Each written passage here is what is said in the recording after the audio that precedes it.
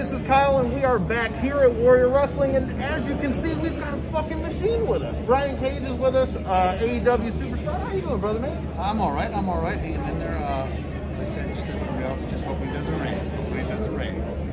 So, what are your thoughts on this Chicago weather? I know you're not, most rain weather guy. You know, us coming from Michigan, man, we've been getting pounded with this weather lately. Yeah, you've been in Florida lately.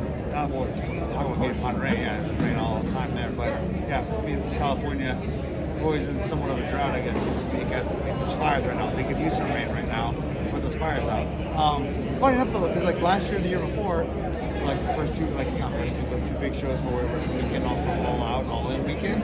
And it was sunny. I remember being in this gym too performing. It was hot as hell 2 years ago. We were sweating our balls off, and then here we are. And it's, I don't know what the degree temperature is, but it feels like it's like 6 degrees and overcast and raining, like complete opposite weather. So I thought for sure we wouldn't have anything to worry about. I'm like, it'll be fine weather. And then I'm like, oh, kind of cutting it close, As if a pandemic wasn't the only thing we needed to worry about. But you've been a busy man even in the pandemic. As we talked about before we went on air, you just locked it up the past guest of the show of our show, Sam Adonis. So first of all, tell us a little bit about your thoughts on your match with Sam over the Independent Wrestling Expo. It was really good. It was Sam was actually much better than I gave him credit for. We had it was a long time coming too. People know. I originally did a Trump gimmick down in Mexico, AAA, before Trump was president. Just before. And Sam Adonis did it a couple years later, while during his presidency. And it's not like it was so super original, whatever you used. It's like the Russian come over here and beat heel, whatever. It's kind of done pretty commonly in wrestling. The thing I had a problem with it was everyone was tagging me in it. Basically saying, oh, Sam's ripping him off. And then Sam tried to pretend like, A, he kind of didn't know who I was, and B, tried to act like he had no idea that I ever did it. And I was like, I call bullshit on that big time. So we got into it a little bit on online on Twitter, beat back and forth, and they kind of like built. But then nothing ever happened. And then, it was probably 4 years too late, but hey, better late than never. We finally had the match, and as I was telling you, it was probably one of my favorite matches of the year. That's a great thing to hear. As any of you guys that have been following us for a while, we're big fans of Sam Adonis. He's been around the Detroit area a lot, facing guys like our buddy Mysterious Movado and others. So, Kev, I've been running my mouth for a minute. I know you had plenty of questions for the machine. What do you got? Oh, I love my time in Impact. I still think Impact's got some of the best talents and the best stories and the best TV out there. It's just a shame that not a lot of people get to watch it or do watch it because, they could even technically be the best product, but I feel like watching it, that sound. But no, I love my time in Impact. I love all my matches and everything in Impact. And I'm glad, they're, a lot of people always talk about WWE and AEW, but they never stopped going either. So like, Ring of Honor, New Japan, they stopped. Impact kept going the whole time too. So, and my wife Melissa still hosts Twitch every Tuesday. So I still see the product, and she always puts it over as well. So I'm glad that they're all, and then all those guys come over for Slammiversary. So I would think that they're in a pretty good position right now. I'm happy for them. That's cool to hear, man, because obviously wrestling, wrestling fans, the wrestling fan community, obviously with Melissa still working for Impact, the same as you've got Mox and Renee, fans are always quick to jump. Oh, she's an Impact and he's an AEW, so it must be like some issue. It's good to hear. Well, Renee's not in WWE anymore. Well, no, she's not now. But what I mean is, like, how fans were, like, what they're being. Sure, and I try to always put over Impact now too.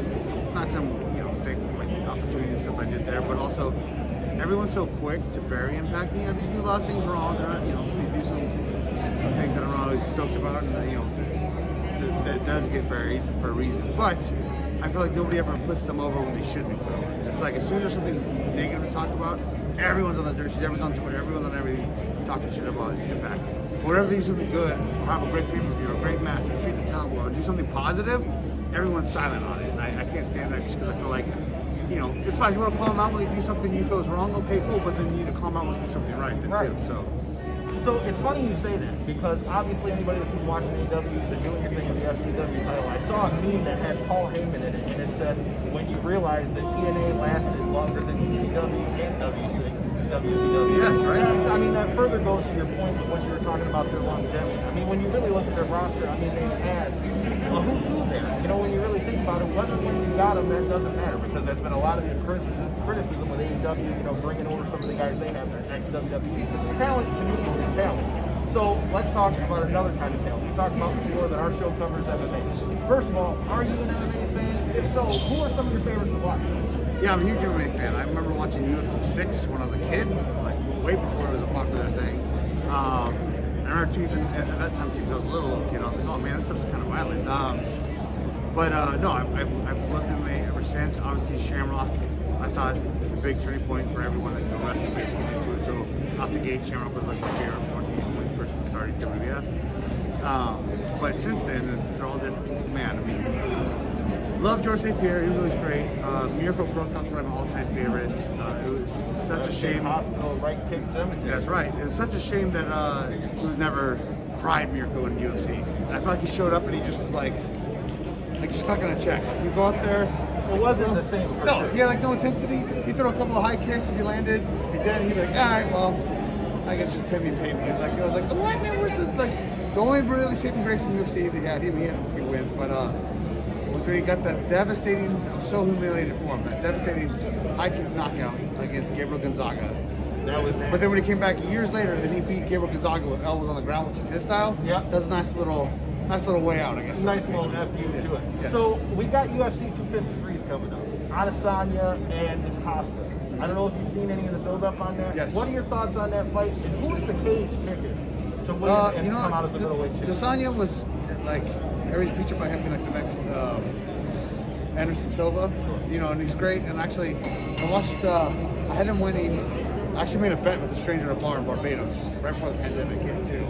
And man, that last performance of his did not leave a good taste in it. I was so disappointed. Like, this guy, what the, like, I was a little upset, man. I mean, he still won the fight because nothing happened to him, but like, I understand the frustration of, what are you talking about? Whitaker. No, not Whitaker. Before that, the jacked up, Yeah, damn it, Dominican. I can't spit it out. Dominican guy. Yoel Romero. Yes. Romero.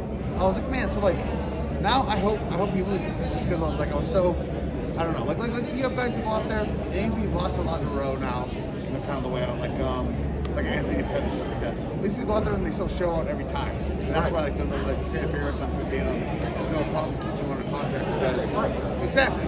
So like when that guy was, I was like, come on, man. Like when Romero was trying to fight, homeboy was like, wasn't having it. And, like, He didn't want to get hit. and I understand being smart and you're not going there slow and reckless, but like, and especially after the girls' fight, if you watched the show, it was like not only the best. Zhang Weili, the Chinese champion. Yes. I thought so. That was Dude, not only was that the best women's fight, that was like one of the best fights ever. Period. So for that to go on and then him to come on and sync the joint up, I was like, oh, bro, you picked the wrong show to do that one. You picked the wrong show. So, to throw that into a wrestling standpoint, how hard is that for you guys when you guys are on a card? And you get a guy that maybe they're co-main event or something. Whenever you guys are done in here, to What's get it you like in before the general public.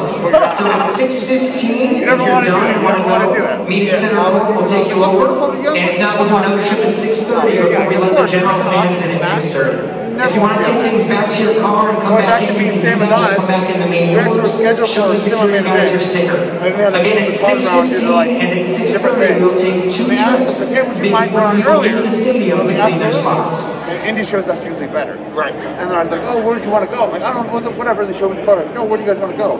So I look at the card. Right after the match lock challenge, oh, perfect, right there. That's the moneymaker because that's not even, it turned out to be a match. But still, like, yes, if you're following a segment, way easier, obviously, than following a 5-star match. For sure.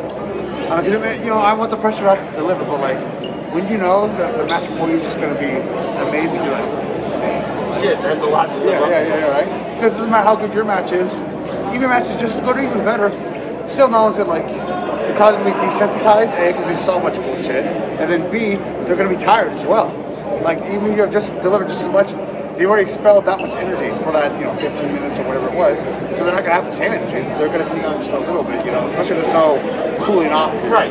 Because you always hear them talk about like a wrestling show being like a roller. You want to up and down, to bring it up and down, and keep it with. That's why you've done the big shows, so have this amazing match like a WrestleMania or something. They have this backstage segment, they have this little promo, they have this little highlight. Because now it's like all, for all the entertainment value, just the production for everything. But also, that time, that's a lot of people, to get something to eat, to go to the bathroom, to refresh, to do the health bar beater back up. So, last question I got for you. I know in a lot of the interviews I've watched you, watch you do, I hear you talk about being a food guy. Obviously, with how big you are, you got to keep that intake up. So, in Chicago, what's your go-to? Are you going Chicago-style pizza? Are you going for a burger? Do you like seafood? For you, when you come to Chicago, what's the go-to? So, all right, so every time I go anywhere, I'm so always eating healthy. I usually have one of my little healthy like spots or eaters I go to. Here, there's a place called Genetic Fitness, and right next to it is Fittingly Delicious. Same owner, the guy's phenomenal. So I get my liver up there, I go to there to work out. That being said, on top of the healthy eatery, then I always try to have some sort of junk food or cheap food as well. Part of my deal with pro wrestling actually is every show I get a deep dish pizza. So I always get Adonis pizza. I've had everyone else's too. For a while they'll get me two, and then I would eat them together and have like a tournament of pizzas, if you will. But Adonis always wins. And on top of that, because I love pizza, the Chicago style pizza just murders all pizza. But I'm a big sweets guy. That's my main cheese. I was going to ask, is it more than any real food? Sweets is my jam. Any specific one? So right here, and I've gone there multiple times. There's a place called Big Fat Cookie. Exactly what's called Big Fat Cookie. It's awesome. It's off Hooker Street, which is hilarious, and it looks real sketchy if you go there too. But you get awesome cookies. You don't get STDs. It's amazing. Sometimes you got to go down to the. Yeah, they're so good, right? And the flavors be changing. So like this last time I went there, oh my goodness, they had this amazing apple pie one, this peanut butter jelly one. But like, yeah, so it always changes. I try to go by there, and that's like my sweets with the salty, if you will. What's that? Oh, when I start talking about food, I get all jacked up, man. How can you not get excited about food? And we're excited about Warrior Wrestling. We want to thank you for your time, Brian Cage. And until next time, check us out at KO3C Pod and check this man out at Mr. GMSI, Brian Cage. Check him out.